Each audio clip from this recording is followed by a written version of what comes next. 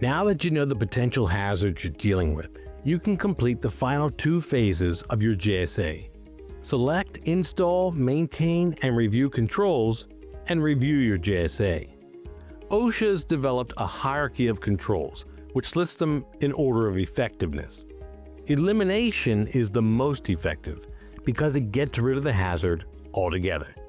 Examples include ending the use of a hazardous material, doing work at ground level, and stopping noisy processes. Substitution reduces the hazard by changing a material or process. For instance, you could switch to a less hazardous material, or switch to a process that uses lower speed, force, electrical current, or temperature. Engineering controls lower the risk by preventing hazards from coming into contact with workers. People can still do their jobs like always, but you've added in protections like exhaust ventilation, a guardrail system, interlocks, machine guards, noise enclosures, and maybe lift equipment. Administrative controls affect the way work's done or give workers more information by providing them with appropriate procedures, training, or warnings. This option is often used in conjunction with one of the higher level controls. Then there's PPE. Personal protective equipment consists of clothing or devices that a worker uses for protection.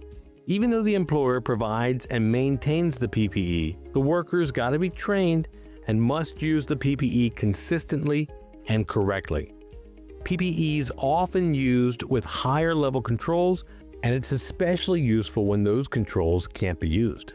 Examples of PPE are hard hats, safety glasses, hearing protection, respirators, and personal fall protection systems.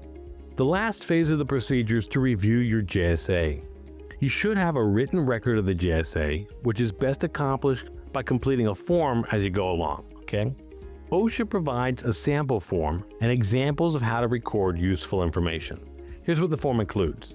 It's got the job, this would be the title or what people call it, and the location where it's performed. Then there's the name, which is the person who conducted the JSA, at least one name, right?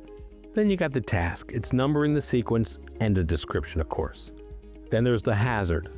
You want the type, category, right? And a description.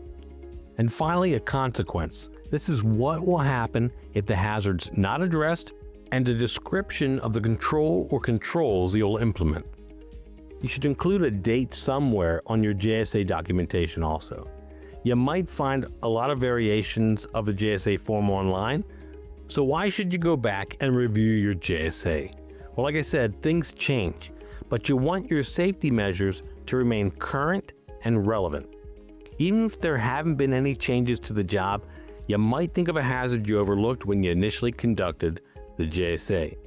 In addition to periodic reviews, you should revisit a JSA if an illness or injuries occurred. You might need to change a procedure to prevent future occurrences. But listen, if there was a close call because an employee didn't follow a procedure that's already in place, you need to remind them of the correct procedure, and a lot of times they might need to be retrained. Now on that note, make sure that you train employees whenever you revise a JSA that affects how they're going to perform the job, the procedures that they got to follow, or new controls that are put in place.